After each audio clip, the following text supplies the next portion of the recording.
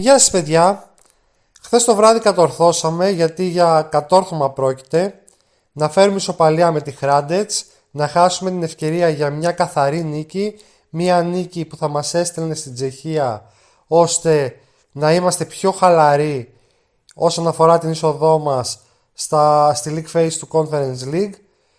Κατάφερε λοιπόν η ομάδα σε 6 λεπτά να δεχτεί 2 αστεία γκολ και να αρχίσει την καρδάρα με το γάλα, να κάνει χαρακίρι, ό,τι άλλη κλεισεδιά θέλετε πείτε την. Ας πάρουμε όμως τα πράγματα ημίχρονο, τι κάναμε εμείς και τι κάνανε αυτοί. Ο Παναθηναϊκός είχε ένα σχηματισμό 4-4-2. Στο πρώτο ημίχρονο θα ξεκινήσουμε με το τι έκανε η Hradec.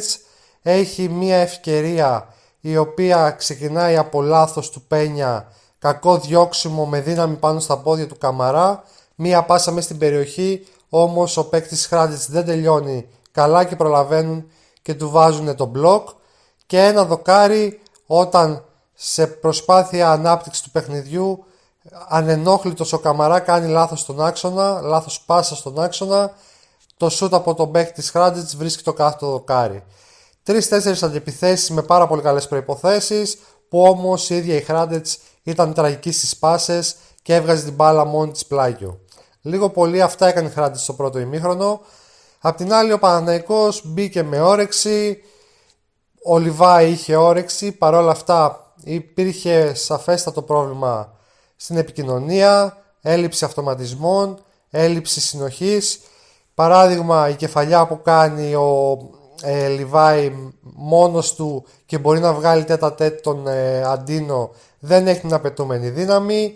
Το πρώτο σου που κάνει ο Λιβάη θα μπορούσε να σπάσει την μπάλα στον Τετέι και εκείνος ενδεχομένως με μία προσποίηση ή επειδή έχει την ταχυδύναμη θα μπορούσε να περάσει και να τελειώσει τη φάση.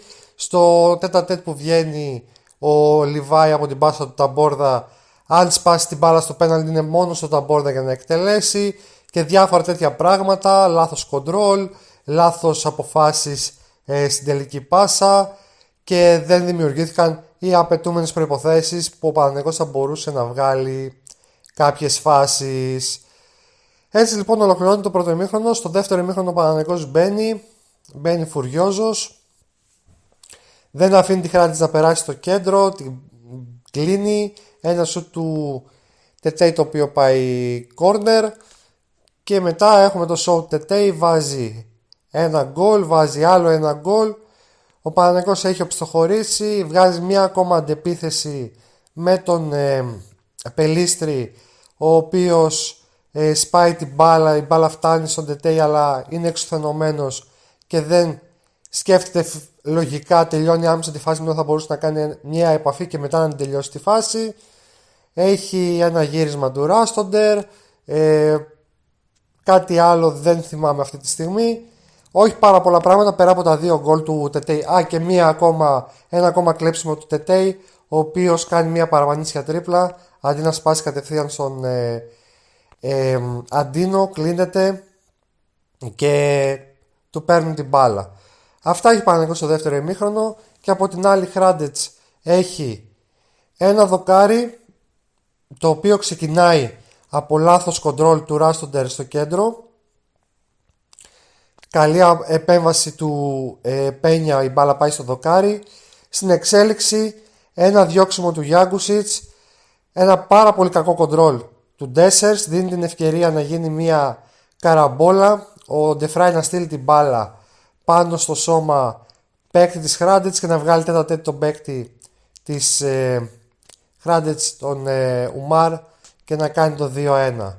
Και στο τέλος έχουμε στο 3 και 20, μάλλον στο τέλος που σοφαρίζει το Παναθηναϊκός, 3 και 20, 4 λεπτά καθυστερήσεις, ο Παναθηναϊκός έχει κερδίσει offside, foul και προτιμάει να παίξει μία πάσα ο Ντεφράι με τον Ντέσσερς να είναι πλάτη, χάνουν την μπάλα, δεν υπάρχει παίκτης για παίκτης, βγαίνουν στο transition, ο Καμαρά κάνει ένα foul για κάρτα και από το foul άλλη μία καραμπόλα, ο Παναθηναϊκός δέχεται την ισοφάριση από το τίποτα.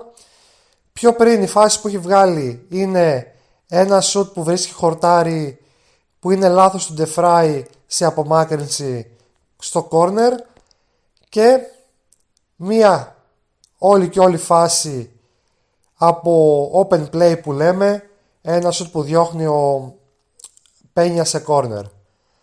Άρα ο Παναθηναϊκός κατάφερε να δεχτεί 2 γκολ από καραμπόλες, στα οποία υπάρχουν ατομικά λάθη, 2 δοκάρια στα οποία υπάρχουν ατομικά λάθη και άλλες 2 φάσεις στις οποίες υπάρχουν ατομικά λάθη και μόλις μία φάση από την ανάπτυξη που επιχείρησε η Hrádec. Οι φάσεις που δέχτηκε λοιπόν ο Παναθηναϊκός και τα γκολ είναι ένα εύκολο διώξιμο του Πένια, λάθος, μία εύκολη πάσα του Καμαρά, λάθος και δοκάρι, ένα λάθος κοντρόλ του Ράστοντερ, δοκάρι, ένα λάθος διώξιμο του Ντεφράι, φάση από το ύψος του penalty shootout και λάθος κοντρόλ του Ντέσσερς, γκολ που δέχεται ο Παναθηναϊκός μαζί με την καραμπόλα που έγινε και φυσικά το πιο αστείο από όλα, αυτά που γίνονται στο παιδικό, ενώ θέλει 40 δευτερόλεπτα να λήξει, ο Παναθηναϊκός δεν γυρνάει την μπάλα. Για την εμπειρία του Ντεφράι αυτό που έκανε, αλλά και του Ντέσσερ στο κοντρόλ, είναι ανεπίτρεπτα. Δεν ξέρω τι σκεφτόντουσαν εκείνη την ώρα. Έλλειψη συγκέντρωσης, έλλειψη καθαρού μυαλού. Το ίδιο είναι, θα μου πείτε, αλλά κάτι τέτοιο συνέβη. Αντί να γυρίσει μπάλα στον Βαντρόγκελον και ο Βαντρόγκελον να τη γυρίσει στον Πένια και ο Πένια να τη στείλει προς το κόρνερ, ώστε αυτά τα 40 δευτερόλεπτα να περάσουν και να λήξει μπάλα στο κόρνερ στην μεριά της Hrádec, ο Παναθηναϊκός δέχτηκε αντεπίθεση 40 δευτερόλεπτα πριν λήξει το παιχνίδι και έγινε το φάουλ. Δεν υπήρχαν τα χάφ εκεί προφανώς. Θα μιλήσουμε λοιπόν για τον προπονητή, δεν κρυβόμαστε εδώ πέρα. Θα πούμε τα πράγματα όπως έχουν. Εννοείται ότι τον Eastrup και τον στηρίζω και τον πιστεύω, αλλά χθες έχει κάνει μια τραγική διαχείριση. Αλλά πριν μιλήσω για τον προπονητή, θα μιλήσουμε για τους παίκτες. Δεν υπήρχε παίκτης ο οποίος δεν έχει κάνει κάποιο λάθος στο χθεσινό παιχνίδι. Θα μπορούσα να βγάλω από την εξίσωση τον Τετέι μόνο, ο οποίος έχει κάνει λάθη αλλά έχει τα 2 γκολ, οπότε τα λάθη παραγράφονται, και τον Βαντρόγκελεν, ο οποίος έχει λάθη στις ψηλές μεταβιβάσεις, όχι όμως στο κομμάτι που τον αφορά, στο αμυντικό κομμάτι και στις μονομαχίες. Ξεκινώντας από τον Πένια, έχει ένα λάθος το οποίο μπορεί να στήξει την ψυχολογία του Καμαρά στο παιχνίδι. Δεν έχει κάνει κάποια άλλα λάθη, έχει κάνει και 2 πολύ μεγάλες επεμβάσεις. Βασικά η μία είναι πολύ μεγάλη επέμβαση, αυτή που στέλνει την μπάλα στο δοκάρι. Λάθος γεμίσματα αρκετά είχε επίσης ο Πένια. Ο Ντεφράι χθες έκανε λάθη. Έχει κάνει το λάθος που δίνει ευκαιρία. Παρότι δεν ευθύνεται ιδιαίτερα, έχει κάνει το λάθος που δίνει τον γκολ. Λάθος κεφαλιά είναι, δεν ξέρει τι γίνεται πίσω του. Κοντράρει μπάλα στον παίκτη της Hrádec και βγάζει τον άλλο παίκτη της Hrádec τέτα-τέτ. Και επίσης δεν νοείται για το επίπεδό του να γίνεται αυτό στο 3 και 20, να προσπαθεί να παίξει κάθετα μια πάσα πλάτη στον επιθετικό και όχι να γυρίσει κάπως την μπάλα και να τελειώσει το παιχνίδι έστω στο 2-1. Τουλάχιστον ελπίζω η ομάδα μετά από αυτό το λάθος να κατάλαβε τι πρέπει να γίνει. Αυτό το παιχνίδι είναι οδηγός για το πόσο τραγικά διαχειρίστηκαν όλοι ανεξαιρέτως το αποτέλεσμα. Ξαναλέω, τραγική η απόφαση του Ντεφράι να παίξει κάθετα μια πάσα και όχι να γυρίσει την μπάλα έστω ο ίδιος στον Πένια ή έστω ο ίδιος να στείλει την μπάλα προς το κόρνερ, εκεί να πάει ο Ράστοντερ να καθυστερήσει για να λήξει το παιχνίδι και ο Παναθηναϊκός να πάρει έστω την νίκη. Δεν ξέρω τι μπορεί να σκεφτόντουσαν. Για τον Βαντρόγκελεν τα είπαμε. Από την άλλη τον Τζάπρα δεν θα τον αξιολογήσω. Ο Κάτρις ήταν καλός, αλλά μετά το δεύτερο γκολ του Τετέι έχει πέσει και σε απόδοση και φυσικά δεν έχει και τις απαιτούμενες βοήθειες. Δεν του έδωσε ούτε ο Ταμπόρδα πολλές βοήθειες, ενώ μέτριες βοήθειες του έδωσε και ο Γιάγκουσιτς. Αλλά έχει πέσει σε απόδοση, έχει χαθεί λίγο μες στο γήπεδο, καθώς κάνει συνέχεια κίνηση αμυντικού για να καλύψει τους παίκτες της Hrádec και μένει όλη η δεξιά πλευρά του Παναθηναϊκού κενή. Ο Κυριακόπουλος δεν έχει κάνει ιδιαίτερα λάθη, αλλά δεν είναι και παράγοντας στο παιχνίδι. Έχει κάνει κάποιες λάθος πάσες, ok. Ο Κυριακόπουλος είναι αυτός που κρατάει το offside στο δεύτερο γκολ. Μέτριος σε αυτό το παιχνίδι.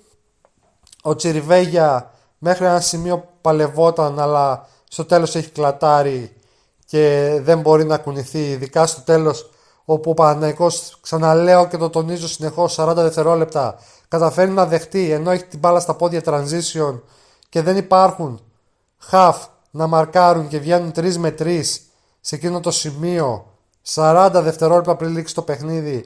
Οι Τσέχοι, είναι ενδεικτικό το τι επικρατούσε στο κεφάλι του Παναθηναϊκού εκείνη την δεδομένη χρονική περίοδο, και μπορεί να μην φέρουν καν ευθύνη οι ίδιοι ποδοσφαιριστές, γιατί ούτε ο Τσιριβέγια είναι μαραθωνοδρόμος, ούτε ο Καμαρά είναι μαραθωνοδρόμη. Ο Καμαρά λοιπόν έχει το λάθος το οποίο δεν φταίει από την απομάκρυνση του Πένια, έχει το λάθος που φταίει στο δοκάρι της Χράντετς στο πρώτο, έχει κάνει λάθος μεταβιβάσεις, έχει σηκώσει πάρα πολύ την μπάλα, δεν είναι ένα καλό παιχνίδι αυτό που κάνει ο Καμαρά. Από την άλλη ο Αντίνο φλίαρος για ακόμα ένα παιχνίδι, ο Λιβάη και αυτός φλίαρος, ο Ταμπόρδα μέτριος. Για το Τετέι μιλήσαμε, για τις αλλαγές ο Γιάγκουσιτς δεν έδωσε βοήθειες στον Κάτρι, έδωσε δηλαδή αλλά δεν έδωσε τις απαιτούμενες βοήθειες. Ο Γιάγκουσιτς, έστω και άθελά του, είναι αυτός που κρατάει το offside στο πρώτο γκολ. Ο Πελίστρη και αυτός δεν τον πάει το παιχνίδι, έχει στο τέτα τέτ, θα μπορούσα να πω ότι έχει ένα παιχνίδι όπου περνάει απαρατήρητος, αλλά ίσως έχει και αυτός ένα λάθος όταν βγάζει το transition, ίσως μπορεί να παίξει άμεσα την πάσα στον Ντέσσερς που κάνει την κίνηση. Πρέπει να ξαναδώ τη φάση αν είναι στην ίδια ευθεία με την μπάλα για να κάνει την πάσα. Τέλος πάντων, μπαίνει μες στην περιοχή, η πάσα βγαίνει έστω και με κόντρα. Παρ' όλα αυτά, ίσως θα έπρεπε να σκεφτεί λίγο πιο λογικά. Έχει και ένα shoot, ενώ θα μπορούσε να σπάσει την μπάλα και να κάνει μια πιο ορθολογική επίθεση ο Παναθηναϊκός από ότι να σουτάρει ο Πελίστρη. Οι άλλες αλλαγές ήταν ο Ράστοντερ, ο οποίος πέρα από μια ατομική προσπάθεια δεν βοήθησε, σύν ότι έχει χάσει το κοντρόλ, και ο Ντέσσερς, ο οποίος έχει χάσει 2 κοντρόλ, και τα 2 κοντρόλ έχουν στοιχήσει στον Παναθηναϊκό, το ένα με γκολ άμεσα και το άλλο με το transition και το foul και στην εξέλιξη με το γκολ. Λίγο πολύ αυτά είναι για τους παίκτες και πάμε για τον προπονητή. Ο προπονητής έχει κάνει μια πάρα πολύ κακή διαχείριση του παιχνιδιού. Κατανοώ λοιπόν το σκεπτικό του και τη λογική του ότι θα παίξει το δικό του ποδόσφαιρο, όμως δεν του βγήκε, όπως δεν του βγήκε και το προηγούμενο παιχνίδι με τον Ντουμπά, άσχετα αν στο τέλος και αφού είχε φτάσει το παιχνίδι στην παράταση δικαιώθηκε εν μέρει γιατί είχε τραυματιστεί ο Βαντρόγκελεν, οπότε θα χρειαζόταν τον Ντουμπά σε εκείνο το σημείο. Όμως θα μπορούσε να μην φτάσει σε εκείνο το σημείο αν ο Ντουμπά είχε πέσει πάνω στον παίκτη της Τσέσεκα 1948 και δεν είχε ισοφαριστεί ο Παναθηναϊκός στο 87 σε εκείνο το παιχνίδι. Κακή διαχείριση των αλλαγών, όχι μετάχρηση των προφήτες, το έλεγα προσωπικά και κατά τη διάρκεια του παιχνιδιού. Δεν καταλαβαίνω γιατί δεν φρεσκάρεται ο άξονας. Θέλω να πω ότι οι περισσότερες αλλαγές που έκανε είναι λάθος. Φυσικά μυϊκό Τσάπρας, σωστή αλλαγή του Κάτρι. Από εκεί και πέρα ήταν σωστή αλλαγή του Τετέι. Φυσικά ήταν σωστή η αλλαγή του Τετέι. Και εύλογα θα με ρωτήσετε γιατί λες ότι ήταν λάθος σχεδόν όλες οι αλλαγές. Γιατί έπρεπε να έχει τη διορατικότητα, έπρεπε να ξέρει την ομάδα, έπρεπε να ξέρει τον Τετέι, ο οποίος είναι ένας ταχυδυναμικός παίκτης και ειδικά όταν του πάει έτσι το παιχνίδι, 2 γκολ, 3-4 συνεχόμενες κούρσες, έπρεπε να είναι αυτός που θα βγει πρώτος για να μπει ο Ντέσσερς. Κατανοώ ότι πρέπει να πάρει ρυθμό ο Ντέσσερς και θέλει να του δώσει ρυθμό. Σωστή η αλλαγή εφόσον γινόταν. Δεν θεωρώ σωστή όμως την αλλαγή του Ντέσσερς με τον Λιβάη, όπως και του Πελίστρη με τον Αντίνο. Νομίζω ότι και ο Αντίνο και ο Λιβάη έπρεπε να μείνουν στο παιχνίδι. Έπρεπε να βγει πρώτος ο Τετέι και ο Ταμπόρδα για να μπουν μέσα ο Πελίστρη στη θέση του Ταμπόρδα και ο Τετέι και ο Ντέσσερ στη θέση του Τετέι. Και από εκεί και πέρα έχεις ακόμα 2 αλλαγές Η μία εννοείται δεδομένο ότι έπρεπε να είναι ο Τσέριν στη θέση του Τσιριβέγια για να δώσει τρεξίματα στο κέντρο, όπου ο Παναθηναϊκός δεν είχε τρεξίματα. Και η άλλη αλλαγή θα μπορούσε να είναι είτε ο Γιάγκουσιτς, είτε ο Κοντούρης στη θέση του Καμαρά, είτε ακόμα και ο Γιάγκουσιτς στη θέση του Καμαρά, είτε αν θες να βγάλεις το Λιβάι ή τον Αντίνο, να βάλεις το Γιάγκουσιτς σε εκείνο το σημείο, ή έστω να έχεις βγάλει πιο πριν τον Ταμπόρδα για να βάλεις το Γιάγκουσιτς στη θέση του και μετά να βάλεις τον Πελίστρη είτε στη θέση του Λιβάι είτε στη θέση του Αντίνο. Σίγουρα λοιπόν έπρεπε να βγει ο Τετέι πρώτος και να μπει ο Ντέσσερς. Ήταν λογικό ότι κάποια στιγμή θα κλατάρει και κλάταρε μετά από 5 λεπτά που γίνανε οι αλλαγές. Έπρεπε να είναι διορατικός, να τον ξέρει τον παίκτη ο Νίστρουπ. Το ξέρουμε αυτό πόσο ταχυδυναμικός είναι ο Τετέι, αλλά ξέρουμε και πόσο κακός είναι στη διαχείριση των δυνάμεών του. Έπρεπε να είναι από τις πρώτες αλλαγές μαζί με τον Ταμπόρδα, ο οποίος δεν μπορούσε να βοηθήσει. Ήταν μέτριος στις βοήθειες που έδινε στον Κάτρι και στον Τσάπρα. Στον Τσάπρα πρώτα και μετά στον Κάτρι. Έπρεπε εκεί είτε να μπει στη θέση του Ταμπόρδα ο Πελίστρη, όπως και έγινε βασικά, είτε να μπει ο Γιάγκουσιτς και να έρθει σαν εσωτερικός, το ρόλο δηλαδή που είχε ο Ταμπόρδα. Θα έπρεπε να κρατήσει λίγο παραπάνω τον Αντίνο και τον Λιβάι και σίγουρα να αλλάξει τον Τζιριβέγια με τον Τζέριν. Και φυσικά από εκεί πέρα να αποφάσιζε είτε να βάλει τον Κοντούρη, τον οποίο Κοντούρη δεν βλέπει σαν εξάρι, αλλά η πρώτη θέση εξάρι είναι, στη θέση του Καμαρά, είτε να φέρει τον Γιάγκουσιτ στη θέση του Καμαρά, είτε να βγάλει ένα από τα δύο εξτρέμ και να βάλει εκείνη τη στιγμή είτε τον Γιάγκουσιτ είτε τον Πελίστρη, ανάλογα πώς έχουν κινηθεί μεταγραφές. Οι παίκτες μέσα στον αγωνιστικό χώρο, συγγνώμη. Κατανοώ ότι ίσως η λογική για τα δύο βαριά φορ να είναι να κρατήσουν την μπάλα, να έχει ύψος ο Παναθηναϊκός στα στημένα, όμως ήταν μια τελείως διαφορετική λογική εκείνη την χρονική περίοδο. Ίσως ο Παναθηναϊκός χρειαζόταν γρήγορα φορ μπροστά, έστω το Λιβάι όπως είπαμε και πιο πριν. Τώρα, είναι πολύ μεγάλα τα λάθη του Παναθηναϊκού και του προπονητή του και των παικτών. Δεν υπάρχει άνθρωπος που δεν έχει κάνει χθες τραγικό λάθος, είτε σε διαχείριση είτε σε οποιοδήποτε τομέα μέσα στο παιχνίδι, για να έρθει ένα τραγικό αποτέλεσμα. Υπήρχε λάθος στις αλλαγές, ξεκάθαρο λάθος, και πολλοί θα το είπατε και μέσα στο παιχνίδι. Άρα δεν έχει το μεταχρηστών προφήτες, μέσα στο παιχνίδι φαινόταν. Δεν χρειάζεται να αλλάζεις μονίμως μόνο τα for και τα extreme. Πρέπει να φεσκάρεις λίγο και τον άξονα. Κατανοώ ότι ίσως θέλει να δείξει ότι του λείπει παίκτης εκεί. Ο Παναθηναϊκός έχει αργήσει να πάρει τον παίκτη που θα του κάνει διαφορά στο 8. Δεν είναι ένα εύκολο καλοκαίρι όσον αφορά αυτή τη θέση, εφόσον θέλει να δώσει χρήματα και να πάρει ένα καλό παίκτη. Δεν είναι η πρώτη επιλογή ο Παναθηναϊκός, άρα θα καθυστερήσει. Ήταν αναμενόμενο. Οπότε ο προπονητής θα πρέπει να βοηθήσει στη σωστή λειτουργία της ομάδας μέχρι να έρθει ο παίκτης. Δεν κατανοώ γιατί δεν πρέπει να φρεσκάρει το κέντρο με τους παίκτες που έχει, με τους παίκτες που έχει. Αυτούς έχει, ας φρεσκάρει με αυτούς το κέντρο. Ο Παναθηναϊκός είχε χαθεί. Από τα δεξιά γινόταν πανηγύρι ακόμα και με τον Γιάγκουσιτς. Ο προπονητής δεν το είδε ποτέ να φέρει τον Πελίστρη, ο οποίος είναι καλός τακτικά, και να αφήσει τον Αντίνο. Γι' αυτό λέμε κράτα λίγο ακόμα τον Αντίνο, να δίνει τις βοήθειες στον Κυριακόπουλο, που ο Παναθηναϊκός δεν απειλήθηκε από τη δικιά του αριστερή πλευρά, δεξιά της Χράντετς. Απειλήθηκε πολύ από την αριστερή πλευρά της Χράντετς, δεξιά δικιά του, γιατί ο Κάτρις έμενε μόνος του, δεν του δίναν ιδιαίτερες βοήθειες. Έπρεπε λοιπόν να το διαγνώσει ο προπονητής και να στείλει από εκεί τον Πελίστρη και ας χαράμιζε το Γιάγκουσιτς στα αριστερά, αρκεί να έπαιρνε το αποτέλεσμα. Αν είχε πάρει Παναθηναϊκός στο 2-0, δεν θα συζητούσαμε καν αυτή τη στιγμή. Δεν του βγήκε το παιχνίδι.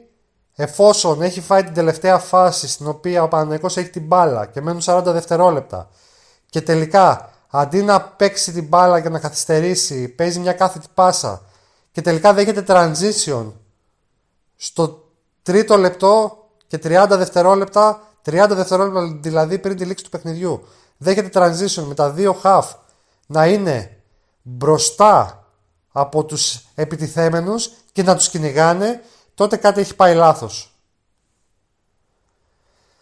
Θέλω να πιστεύω λοιπόν ότι όλα αυτά είναι μαθήματα. Αν θες να κάνεις πρωταθλητισμό, πρέπει να τα διαβάσεις 2 και 3 φορές αυτά τα μαθήματα που πήρες. Εντάξει, αυτό που έγινε χθες δεν γίνεται ούτε σε παιδικό αγώνα. Το ξαναλέω, να δέχεσαι 2 τέτοια γκολ, ενώ η αντίπαλη ομάδα επί της ουσίας απειλεί μόνο από δικά σου λάθη και από λάθη τα οποία προέρχονται όχι από πρες, από σιγουριά, από έλλειψη ποιότητας, από έλλειψη καθαρού μυαλού. Αυτά λοιπόν. Όσον αφορά τον ανταγωνισμό, θέλω να κάνω ένα ξεχωριστό βίντεο. Ο Παναθηναϊκός θεωρώ ότι σε ένα ιδανικό σενάριο που έχει υγιεί στους παίκτες του, υπολείπεται σε σχέση με τον ανταγωνισμό μόνο στα half, αλλά θα κάνουμε ένα ξεχωριστό βίντεο γι' αυτό κάποια στιγμή. Να τελειώσει και η μεταγραφική περίοδος ίσως, για να δούμε τι θα έχει κάνει η ομάδα. Όμως το χθεσινό είναι ένα πολύ ισχυρό χαστούκι, βαρύ χαστούκι, και πρέπει Παναθηναϊκός να λάβει τα μηνύματα, να μάθει το μάθημα και να καταλάβει ότι έχει κάνει μια χοντρή πατάτα και η ευθύνη βαραίνει πρωτίστως στον προπονητή, αλλά και τους παίκτες, οι οποίοι δεν δείχνουν ιδιαίτερα συγκεντρωμένοι την παρούσα χρονική στιγμή. Λίγο πολύ αυτά στο συγκεκριμένο βίντεο. Εύχομαι να είστε όλοι καλά και τα λέμε σύντομα.